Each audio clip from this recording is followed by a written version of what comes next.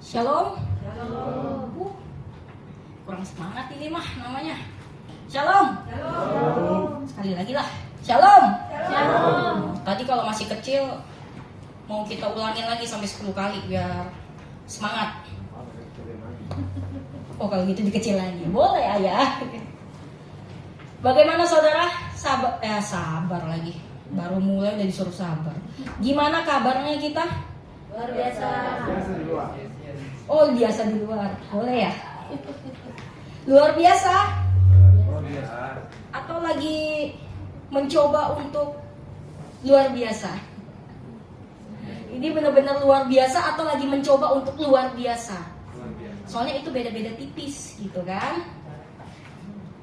Ya, wah nama saya boruhnya kurang nih. Nanti papa marah nih, bahaya. Ini kenapa bunyi-bunyi ya? Sebentar, maaf saudara, yang kita pisah. Oke, cek. Siapa di sini yang benar-benar merasa bahwa sangat bersyukur sampai detik ini masih diberi kesempatan sama Tuhan untuk hidup? Boleh dong kita lihat tangan-tangan di sebelah kiri, kanan, depan, belakang kita. Siapa yang bersyukur? Yang tidak bersyukur, bersyukurlah sekarang. Kalau tidak, cepat nanti pulang diambil Bapak. Oke? Teman-teman, karena banyak nih anak-anak muda, jadi kayaknya berasa teman-teman semua nih yang mungkin agak golongan sedikit di atas yang muda. Bersyukurlah hari ini jiwa mudanya sangat berkobar. Amin. Umur boleh tua, usia boleh tua, tapi jiwa tetap harus muda, saudara. Amin. Karena untuk melayani Tuhan tuh nggak kenal umur. Untuk melayani Tuhan tuh nggak kenal kita itu siapa. Yang benar itu adalah melayani Tuhan tuh yang penting sikap hati kita bagaimana. Kalau misalnya kita sekarang masih bisa dikasih kesempatan sama Tuhan untuk bisa hidup, itu anugerah yang besar, saudara. Itu mujizat terbesar yang harus kita syukuri. Karena kalau bukan karena Tuhan, kita nggak bakal bisa ada di tengah-tengah saudara kita sekarang ini. Oh tapi aku tuh bisa seperti ini karena aku benar-benar menjaga kesehatan kok. Aku rajin minum vitamin, aku rajin makan sayur, kolesterolku nggak ada. Wih hebat itu. Bukan saudara, bukan karena itu. Kita masih bisa hidup sampai detik ini karena Yesus yang mengizinkan. Mau kita sekuat apapun itu, kalau Tuhan bilang kita untuk pulang, apa daya kita untuk mencegah? Betul saudara? Jadi pesannya adalah setelah ini kita pulang. Oh happy langsung semua. Pesan singkat yang harus kita selalu tanamkan dalam diri kita adalah selama kita diberi kesempatan sama Kristus, pakai waktu itu dengan benar untuk melayani Tuhan. Bagaimana cara melayaninya? Bagaimanapun engkau sekarang hidup, tetap melayani Kristus. Sebagai pelajar kah? Sebagai mahasiswi-mahasiswa kah? Atau sebagai karyawan yang sedang bekerja kah? Atau di rumah tangga? Melayani itu kan bukan berbicara mengenai di atas mimbar ya saudara. Melayani itu dimana sikap hati kita saat kita mengerjakan apa yang Tuhan ingin lakukan dalam kehidupan kita. Sebagai anak, di saat kita menghormati orang tua kita dengan benar, dengan tulus, itu sikap melayani. Sebagai mahasiswa-mahasiswi, kalau misalnya dia benar-benar belajar dengan benar, mengerjakan tugas dengan benar, dia benar-benar di saat dosennya lagi menjelaskan, dia mengikuti, memahami, itu sikap melayani juga saudara. Dengan orang tua yang merawat anak penuh kasih sayang, dengan ketulusan, kelemah lembutan, kerendahan hati, menurunkan ego, karena rata-rata anak-anak itu lebih tinggi egonya. Itu juga sikap melayani. Jadi nggak bisa kita mengatakan, tapi aku belum pelayanan di gereja, jadi aku nggak bisa melayani. Stop, kita punya pikiran seperti itu. Melayani itu nggak sedangkal itu, saudara. Sikap hati, itulah sikap kita melayani. Bagaimana kita benar-benar menghargai hidup ini, itulah sikap melayani yang sebenarnya. Amin, saudara. Boleh ditunjukin kita dalam bulan ini membahas tentang apa ya saudara? Ada yang ingat nggak tema kita apa? Tadi kalau yang datangnya pas waktu suara gembala harusnya tahu tuh. Ada yang tahu saudara? Bulan ini kita bahas tentang apa? Nggak usah pakai bahasa Inggris, bahasa Indonesia aja nggak apa-apa. Karena saya juga kagok pakai bahasa Inggris. Kebiasaan bahasa Batak di rumah. Ada yang tahu? Tema kita apa? Garam dunia. Menjadi garam dan terang di dalam dunia ini. Amin? Boleh ditunjukin? Waduh, langsung. Oke, satu orang nih yang harus bacain judulnya nih. Sam aja Sam, suara kan gede tuh. Kebaca nggak? Kebaca. Judulnya apa Sam? The Influencer. Wih, artinya apa itu Sam? Sang pengaruh, Memberi pengaruh. pemberi apa itu? Memberi pengaruh ya. Ya udah itu. Ya itulah ya pokoknya. Intinya adalah seseorang yang memberi pengaruh. Amin saudara. Pertanyaannya, apakah kita termasuk dalam judul ini? Kita orang-orang yang memberi pengaruh nggak saudara? Pasti. Nggak usah takut, pasti.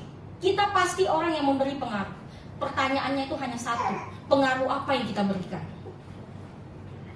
Apakah pengaruh yang tidak benar?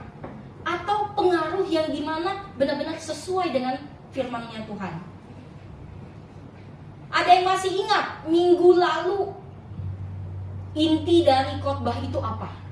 Coba nih, yang bisa langsung boleh deh ambil makanan langsung pulang.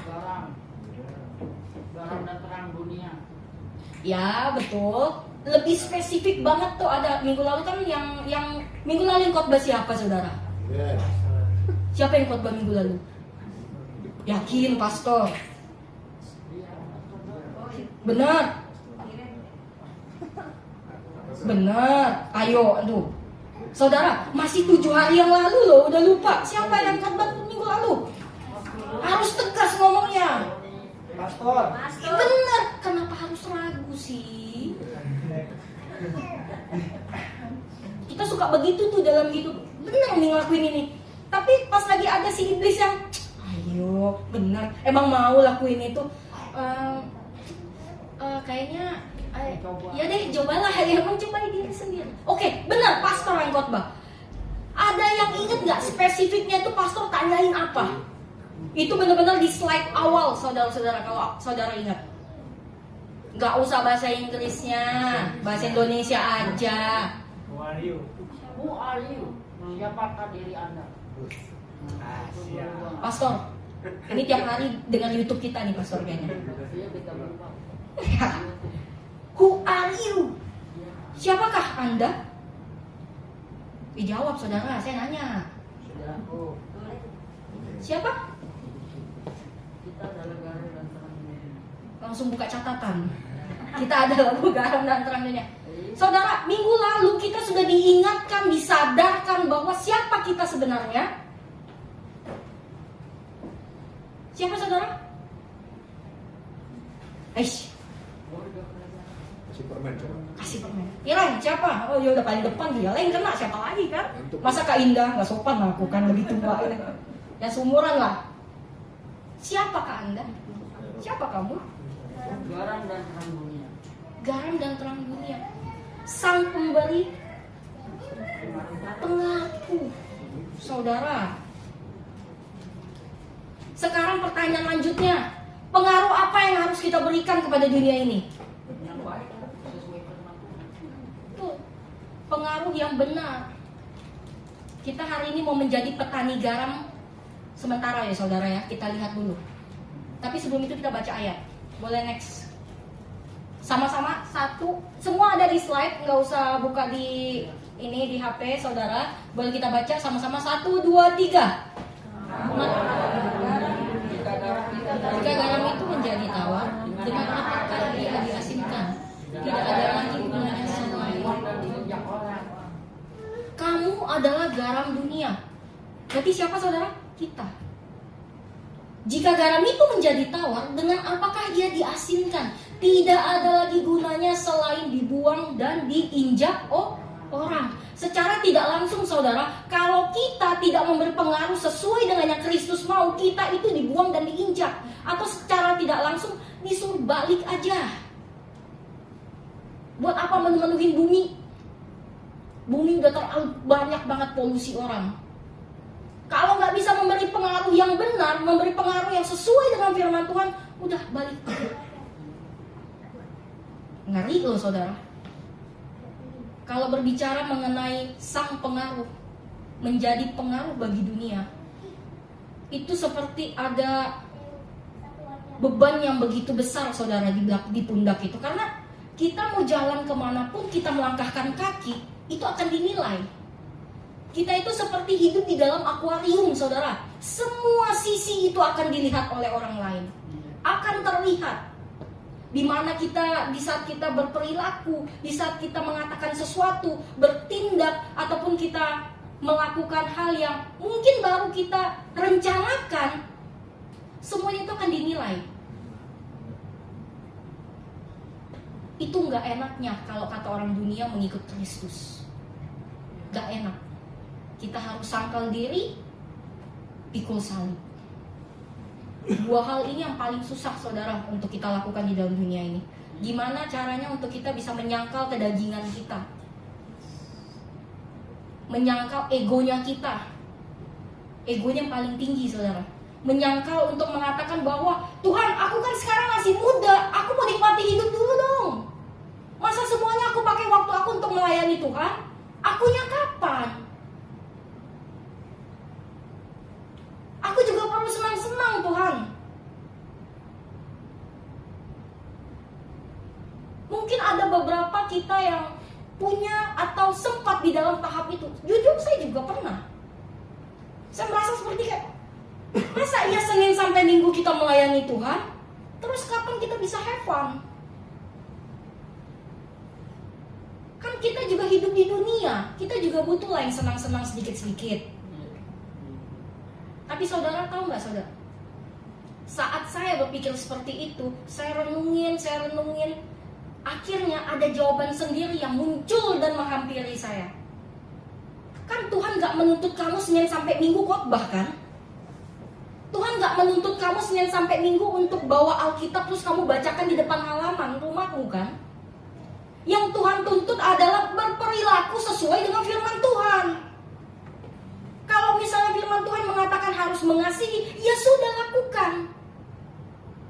Apakah mengasihi harus langsung membawa Alkitab, saudara? Kan enggak. Kita tanya kabar teman kita, salah satu bukti kita mengasihi kok. Yang penting motivasinya benar. Jangan kita menanyakan kabar teman kita karena motivasi kita mau tanya, nih dia udah lama nih gak bayar utang nih, aduh tanya dulu lah kabarnya gimana, sehat gak? Kalau gak sehat nanti gak dibayar nih. Jangan itu motivasinya. Motivasinya karena memang kita mengasihi dia. Kemarin malam itu saya lagi pergi sama Rika ke jus depan sini, jus baru tuh apa namanya tuh, jus kode depan tuh. Kita lagi beli jus, kita duduk, itu jam setelah KGC itu, setelah KGC jemput mama karena ada acara di estate. Kita tunggu duduk di situ. Tiba-tiba saya ketemu orang yang gak pernah terlintas di otak saya untuk ketemu lagi sama orang ini, saudara. Saya nyampe kaget. Tapi refleksnya saya itu malah saya datang bangkit dari tempat duduk, saya datangi dia, saya salam.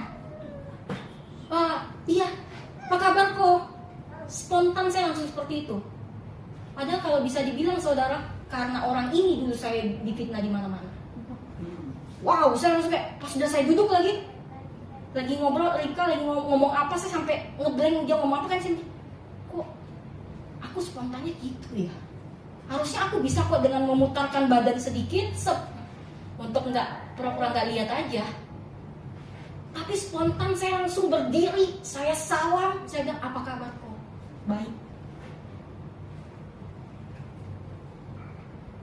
Saya yakin itu bukan karena saya benar-benar mau, aku kan udah melayani Tuhan nih udah lama nih, bisa lakukan. Enggak, pasti karena Roh Kudus, saudara.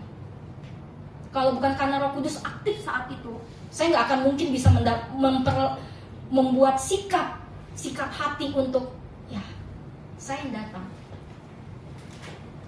Saya nggak lihat ke belakangnya. Sikap hati itu perlu, saudara. Kita akan bisa menjadi dampak yang benar kalau sikap hati kita benar. Sikap hati itu sangat susah. Karena sering banget kita itu merasa ada gejolak di dalam. Enggak, aku nggak mau seperti itu. Enggak, dia yang menyakiti aku. Enggak, karena dia aku seperti ini. Karena dia. Kenapa nggak kita ubah? Karena aku mengasihi dia, aku mau melakukan ini. Kenapa itu tidak diubah? Sikap hati, kunci utama kita, saudara, agar bisa menjadi garam dan terang dunia. Lanjut, kita mau bahas tentang garam nih, saudara. Nih, panjang kali. Kita kayak belajar jurusan apa? IPA ya? Padahal saya jurusan IPS, saudara. Sok-sokan mau bahas garam ya.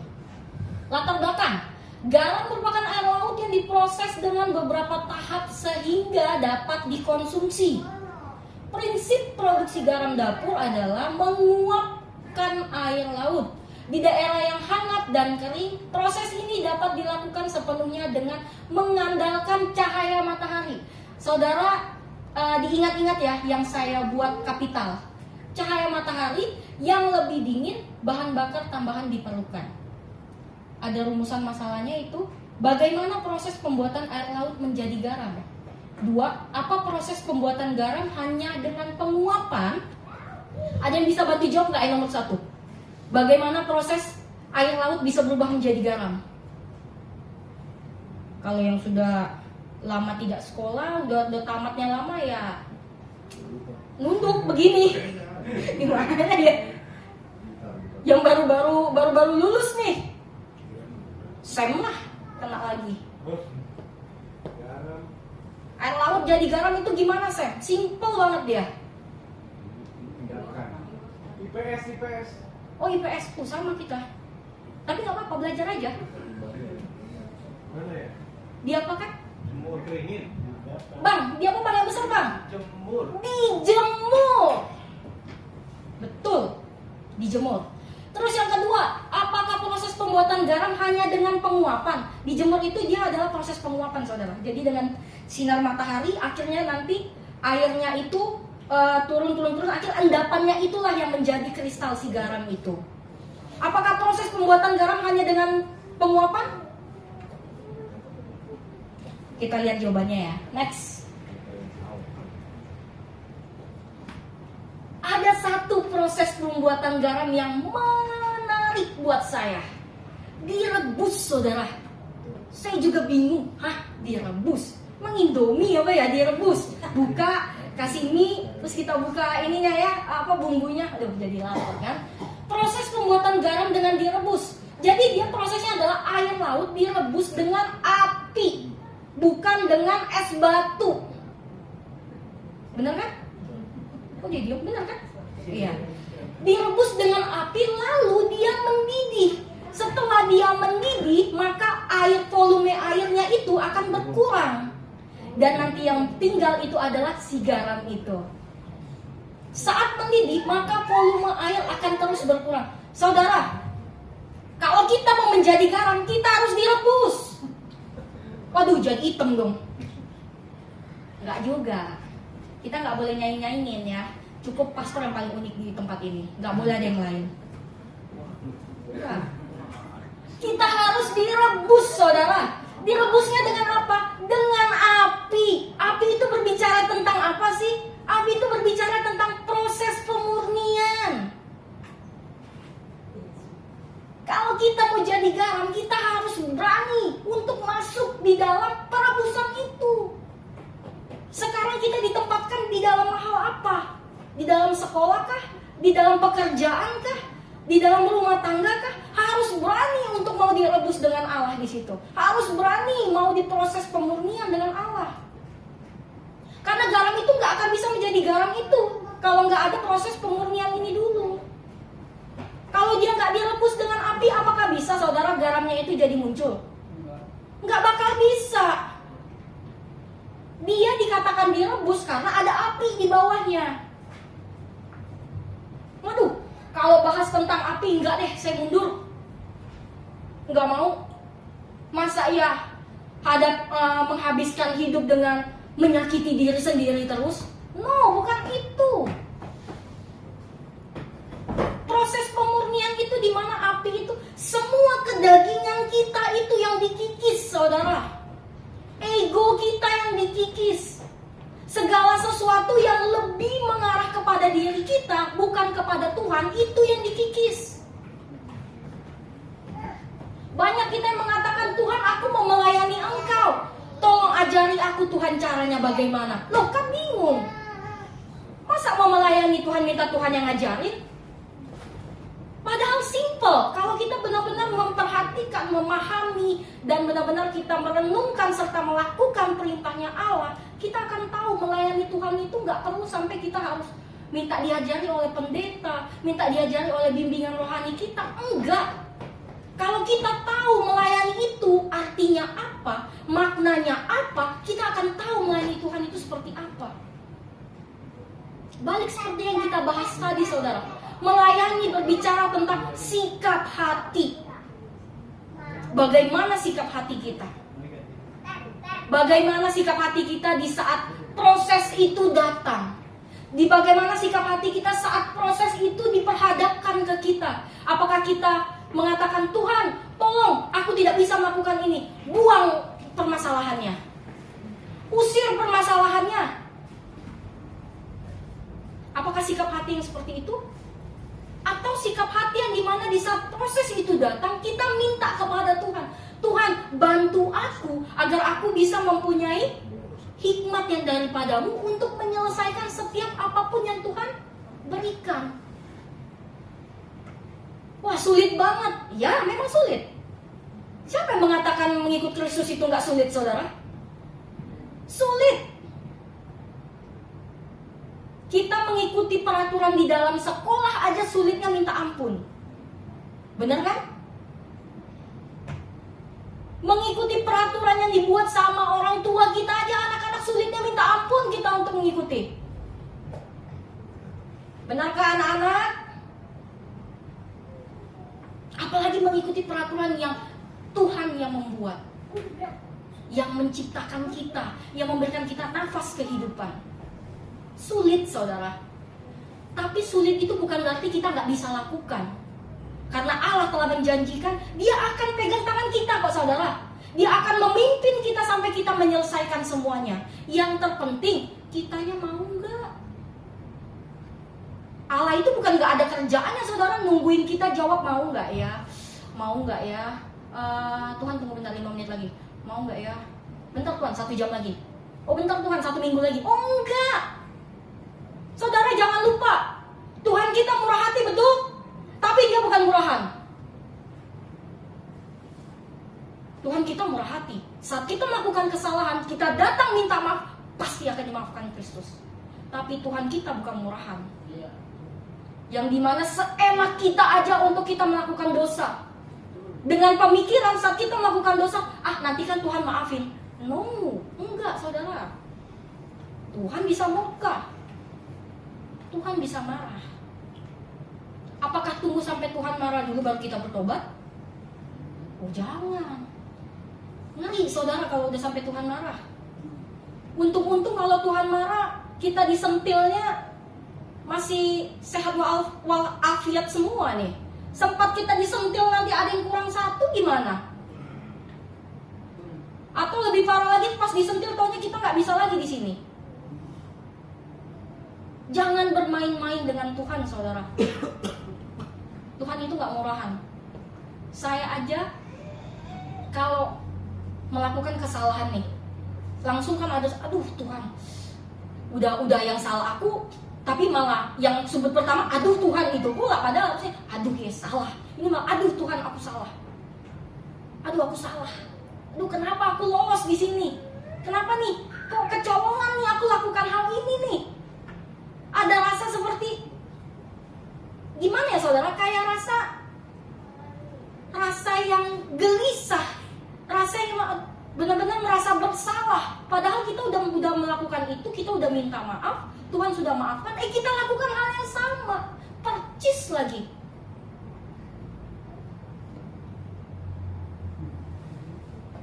Kalau kita menjadi garam, mau menjadi garam, kita harus benar-benar bisa ada di proses pemurnian. Harus berani untuk diproses, direbus di dalam api. di saat kita direbus di dalam api dan air itu mendidih, saat mendidih maka volume air akan terus berkurang. Itu volume air berbicara tentang apa? Kedagingan kita akhirnya perlahan terkikis. Akhirnya yang tersisa adalah garamnya, kitanya, yang murninya. Saat itu berarti kita siap untuk melayani Kristus. Amin saudara. Next, setelah garam itu kita bahas apa? Oh, ada sinar matahari saudara. Tadi sinar matahari terletak di bagian mana? Ada yang ingat?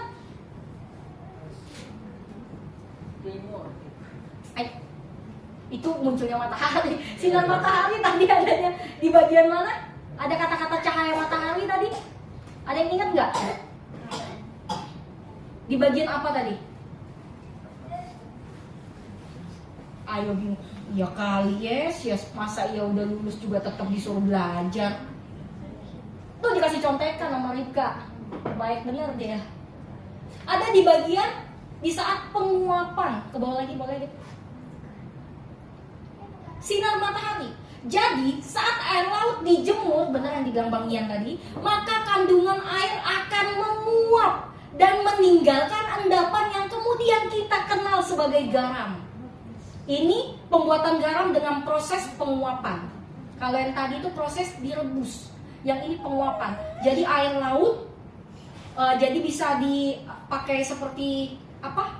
Digali, tanah itu digali, terus air laut dimasukin ke situ, udah tinggal ditunggu aja penguapan. Nanti akhirnya yang mengendap itu masih garam itu, kristal-kristal itu nanti akan ada.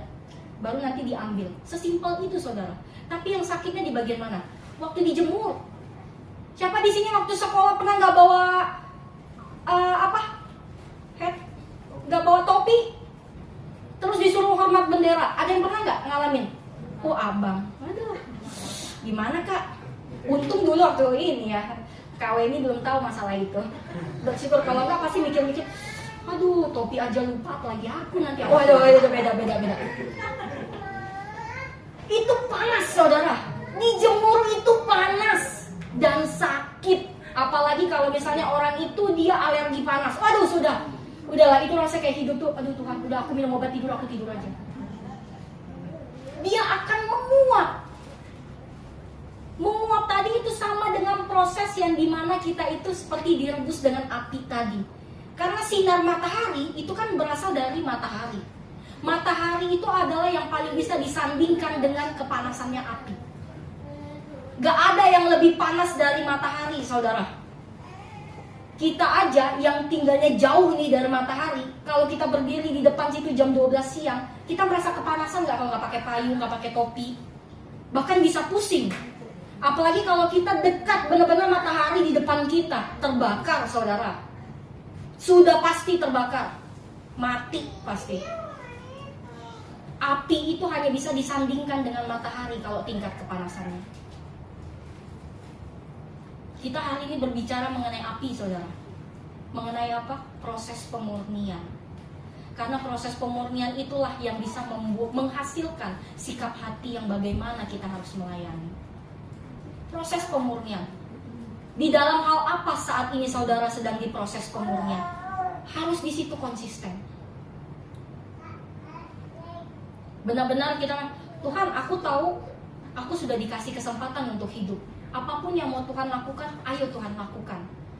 Di saat aku merasa aku nggak kuat Tuhan, yang bisa tempat pengaduanku hanya Tuhan kok. Tuhan bantu aku nggak kuat, Tuhan akan kuatkan. Jangan di saat nggak kuat yang kita cari manusia. Mungkin mereka bisa untuk memberikan kita dukungan, tapi jangan lupa saudara, manusia itu mengecewakan. Sedekat apapun kita dengan manusia, manusia itu pasti mengecewakan. Nggak mungkin enggak saudara. Enggak kok, aku kenal dia dengan baik kok. Aku sudah sama dia tuh hampir seumur hidupku. Dia nggak pernah mengecewakan aku. Bohong. Kalau lagi ngomong seperti itu berarti dia lagi mendustai Kristus. Manusia mana sih yang tidak mengecewakan saudara? Nggak ada. Mau dia orang tua, mau dia anak, pasti ada di mana momen kita itu mengecewakan dan dikecewakan. Yang tidak bisa mengecewakan kita hanya Kristus, saudara. Karena itulah kita harus bergantungnya kepada Kristus. Di saat kita mempunyai masalah, yang harus tempat kita mengadu itu Kristus. Dia nomor 1. Baru yang nomor 2 orang yang kita percaya. Jangan dibalik. Orang yang kita percayai dulu, baru setelah itu malamnya kita bawa doa. Enggak gitu konsepnya.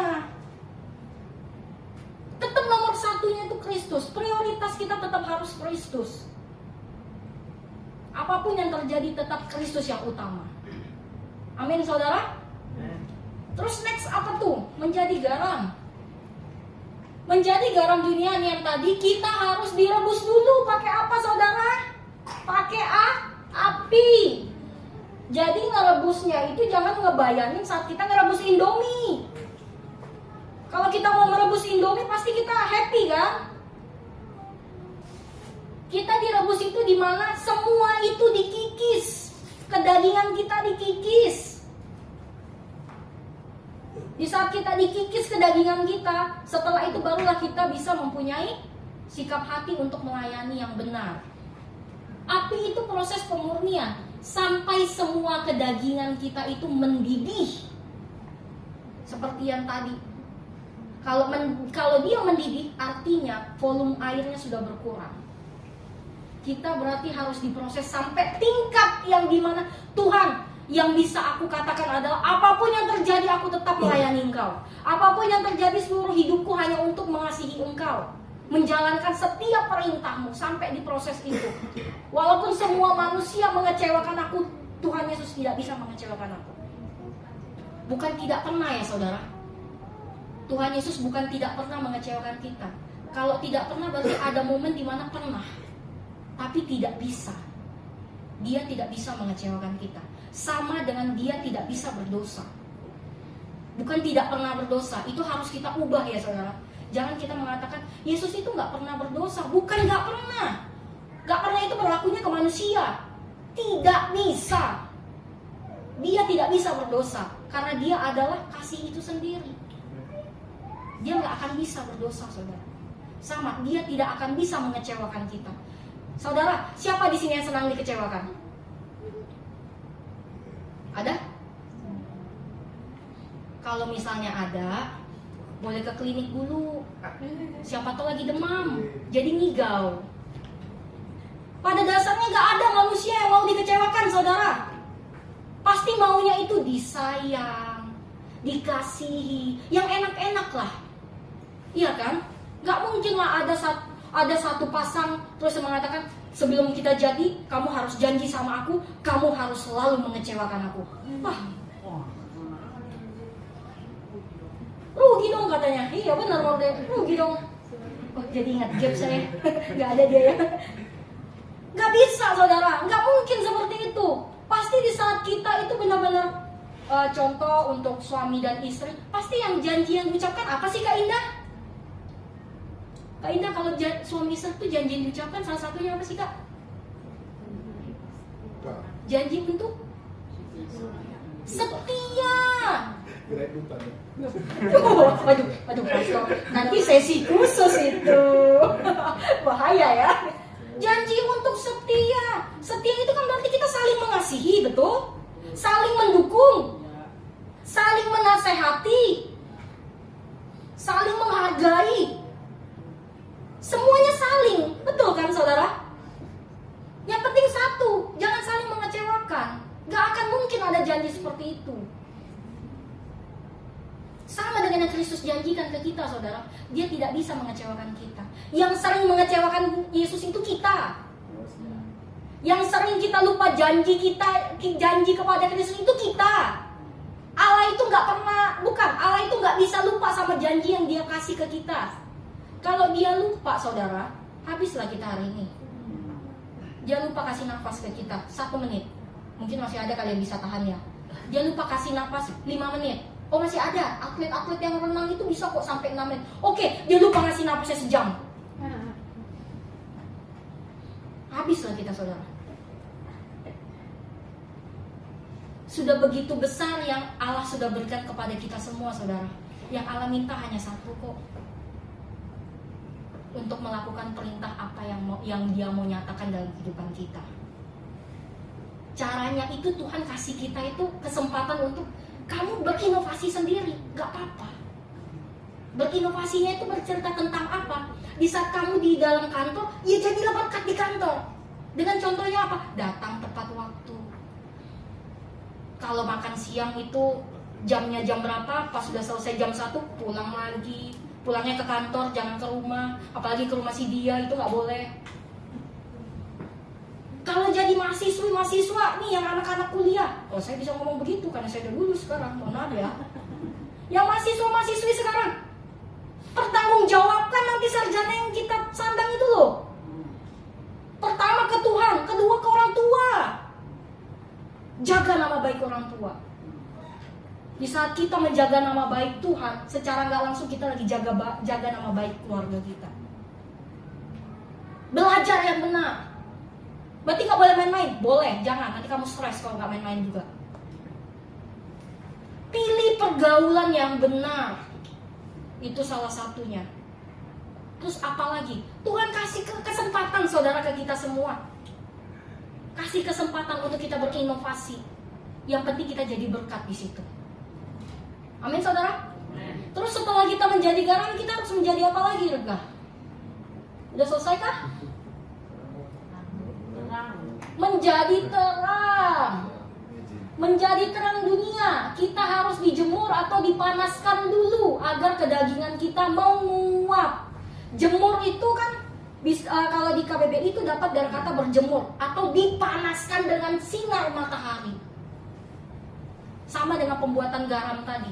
Jadi kalau kita mau menjadi terang di luar sana, kita harus siap untuk dipanaskan dulu dengan Allah. Dipanaskannya melalui apa? Proses. Semua kembali ke dalam proses. Karena hidup itu adalah proses. Allah saja waktu menjadi manusia, apakah dia tidak melewati proses? Dia melewati proses loh saudara. Emang dicambuk itu bukan proses yang menyakitkan? Menyakitkan saudara. Kita yang kena jarum pentul aja rasanya udah dramanya udah kayak tolong, aku udah gak sanggup bawa ke Siloam. Anak saya ada yang kayak gitu soalnya kalau di sekolah. Cuma kesenggol jarum pentul, suruh saya bawa ambulan untuk ke Siloam. Waduh, saya angkut, ayo kita ke Siloam, tapi gak usah balik lagi. Kita harus dijemur atau dipanaskan saudara. Prosesnya itu loh yang harus kita lihat. Tuhan memproses kita bukan karena Tuhan itu gak ada kerjaan. Justru Tuhan itu mau kasih kerjaan ke kita. Makanya kita diproses. Balik lagi prosesnya apa? Dimanapun kita berada sekarang, kita harus setia dalam proses itu. Di saat kita setia, konsisten, maka akan terciptalah sikap hati yang tadi melayani itu seperti apa. Kepanasan api hanya bisa disandingkan dengan matahari. Dua hal ini yang menciptakan siapa saudara? Tuhan. Ada yang bisa menciptakan api? Bisa. Dari korek api? Gak gitu juga maksudnya. Ada yang bisa menciptakan matahari? Ada, para lelaki, dialah matahariku yang menyinari aku setiap pagi. Oh, morning sunshine. Oh, lengkap. Oh, batu bara, betul juga. Aku Pak Dede bang. Oh, ya. Api dan matahari itu hanya Kristus yang bisa menciptakan saudara. Artinya apa? Proses yang kita alami ini tuh Allah yang memberikan. Jadi gak usah takut. Kalau Allah memberikan kita proses, apakah mungkin Allah tidak memberikan kita jalan keluar? Pasti akan diberikan. Yang penting kitanya setia. Allah bilang ke kanan, kita ke kanan. Jangan sok-sokan ke kiri. Allah bilang ke kiri, ya kita harus ke kiri. Jangan sok-sokan ke kanan. Tapi kalau misalnya aku menjalani proses, boleh nggak aku istirahat sebentar? Boleh sih menurut saya. Sah-sah aja. Istirahat yang dikatakan di dalam hal ini adalah istirahat menyusun strategi bagaimana aku bisa menyelesaikan ini. Bukan istirahat mengambil tas terus kita pulang. Enggak. Bukan istirahat yang dimana akhirnya Tuhan aku nyerah. Enggak, bukan itu. Tapi istirahat yang dimana kita menyusun strategi. Setelah ini aku harus lakukan apa ya? Oh setelah ini nanti aku lakukan itu. Setelah ini aku lakukan itu. Lakukan itu, lakukan itu. Jadi bukan diam. Bukan istirahat yang diam. Bukan istirahat yang tidur. tapi istirahat yang memikirkan strategi bagaimana untuk aku bisa tetap kuat menjalani proses ini. Istirahat boleh saudara. Kalau terlalu capek dipaksa juga akan sakit. Iya. Tuhan juga gak akan mau kita seperti itu. Yang penting kita pintar-pintar kita aja menjalani, manage waktu kita untuk istirahat kapan. Ngomong-ngomong tentang ini, karena sabar saudara, 2 lagi udah selesai. Setelah ini kita pulang. Jangan sedih, saya tahu suara-suara perut kita. Saya mendengar itu dengan keras di sini. Cepat yes, oke? Ya.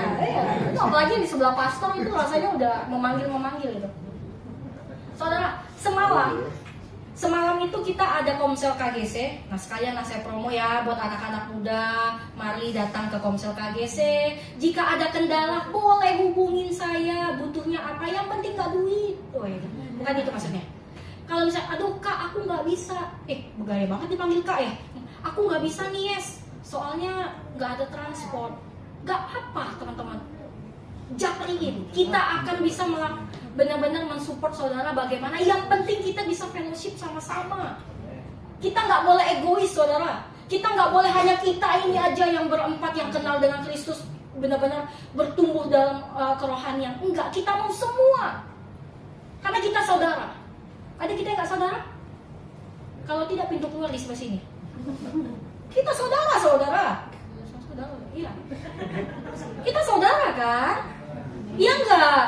Jangan saya yang GR sendiri nih. Saudara seiman. Yakin ya?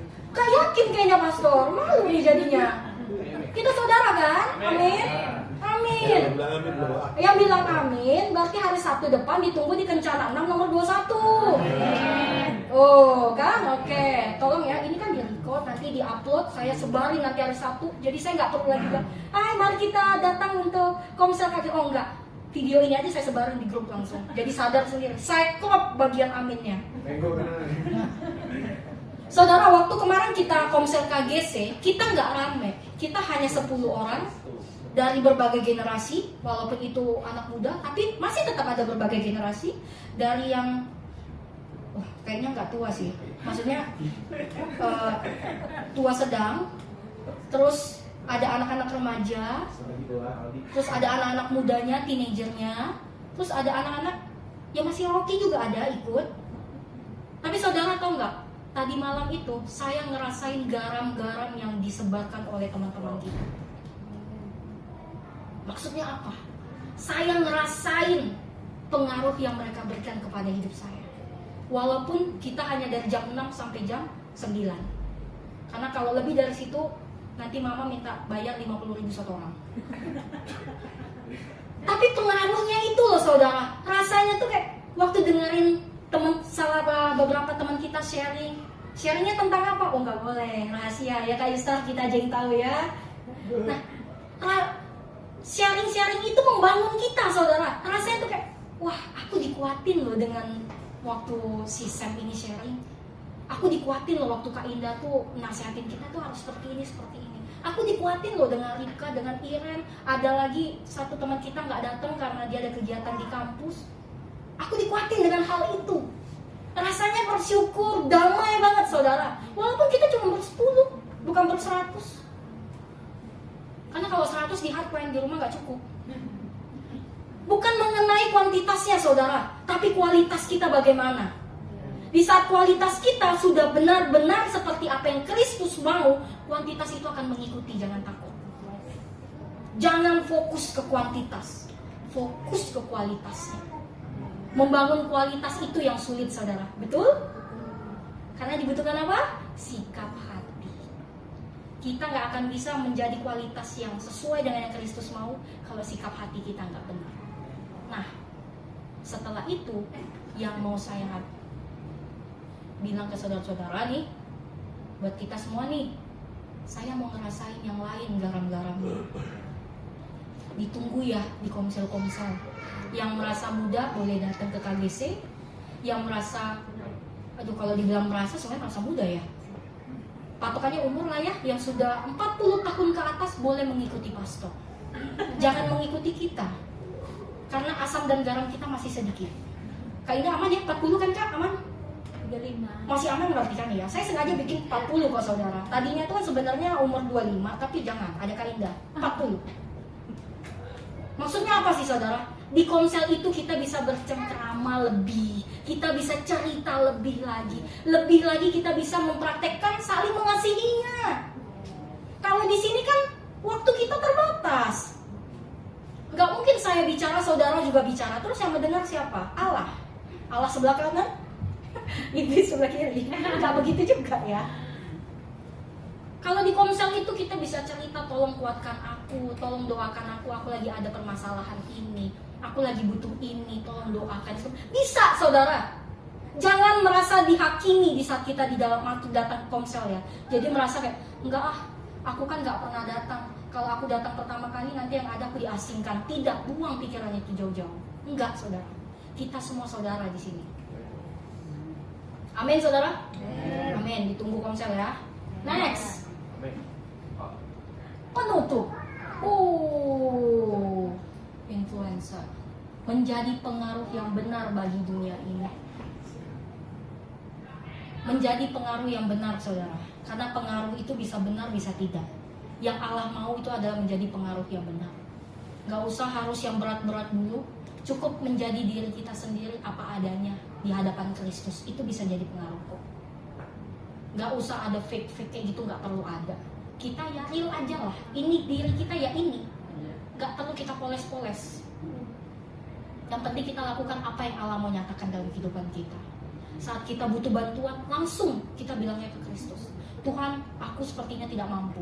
Bantu aku Tuhan. Tuhan pasti akan bantu. Tuhan pasti akan bantu saudara. Ada doa yang belum terjawab, jangan putus asa. Tuhan yang tahu waktu yang paling indah itu kapan.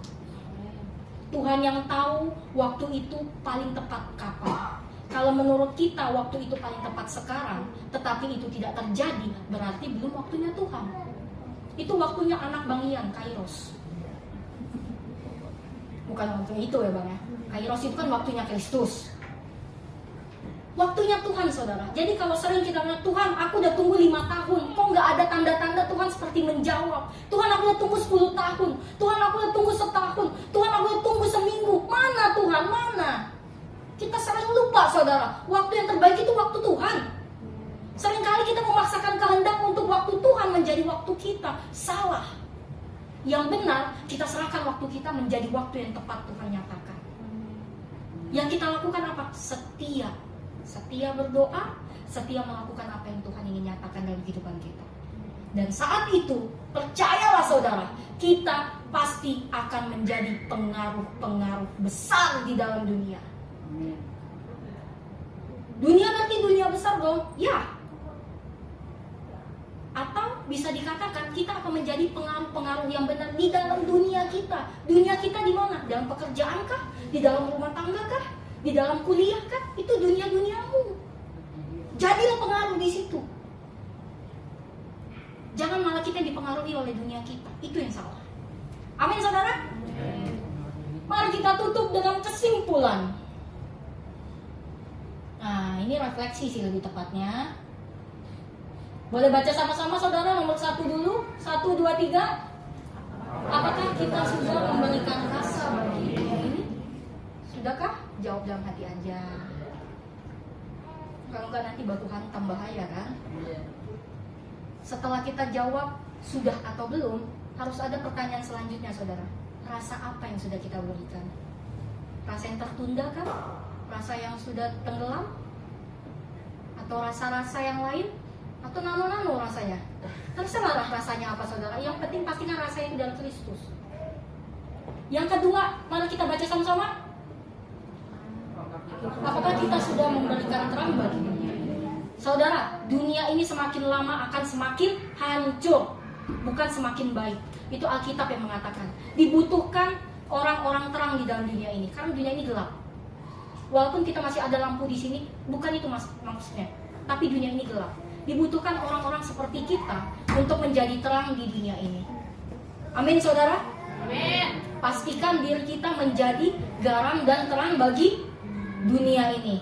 Dengan caranya bagaimana? Tundukkan sikap hati kepada Kristus. Saat kita menundukkan hati kita untuk mengikuti apa yang Kristus mau, akan ada proses api itu. Tapi jangan takut saudara, api itu berasal dari Tuhan. Bukan berarti maksudnya api itu berbicara bukan tentang neraka, tapi api berbicara tentang proses pemurnian. Itu dari Allah. Allah yang mengizinkan, maka Allah yang akan menyelesaikan. Maka Allah juga yang mau bantu kita, mendampingi kita, memimpin kita. Yang kita perlukan adalah setia. Setia dalam setiap proses kehidupan kita. Sampai nanti waktunya Allah bilang sudah selesai, Iya. baru kita mengatakan disitulah kita lulus ujian. Jadi sekarang itu kita masih proses naik kelas. Lulusnya nanti masih lama, nggak tahu kapan, Tuhan yang tahu. Yang penting kitanya setia. Setelah kita setia melakukan apapun proses yang Tuhan nyatakan, saat itulah akan menghasilkan sikap hati yang Allah inginkan. Amin saudara, saya percaya kita semua pasti bisa melewatinya. Saya percaya kita semua pasti bisa menjadi pengaruh-pengaruh yang benar di dunia ini. Kita bisa menjadi rasa-rasa yang dimana memang dunia butuhkan. Kita bisa menjadi terang bagi dunia ini. Yang terpenting tadi, setia melakukan apa yang Tuhan mau nyatakan. Amin saudara. Gak usah lama-lama lagi lah ya. Atau mau lanjut lagi? Mau lanjut? Kalau lanjut kita tukaran ya.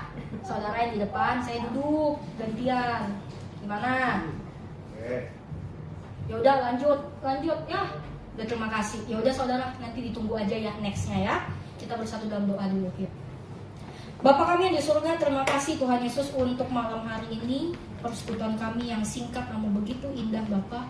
Kami percaya Roh Kudus yang selalu pimpin kami dari awal, pertengahan hingga akhir nanti. Bantu kami Tuhan, kami tahu kami tidak bisa melakukan segala sesuatu tanpa ada kekuatan daripada-Mu. Kami percaya Tuhan Yesus yang selalu pegang tangan kami, yang membimbing kami, memimpin kami hingga kami selesai menyelesaikan apa yang ingin Kau nyatakan. Terima kasih Yesus, terima kasih Bapa. Ini doa kami. Kami serahkan semuanya ke dalam tangan kasih-Mu. Amin.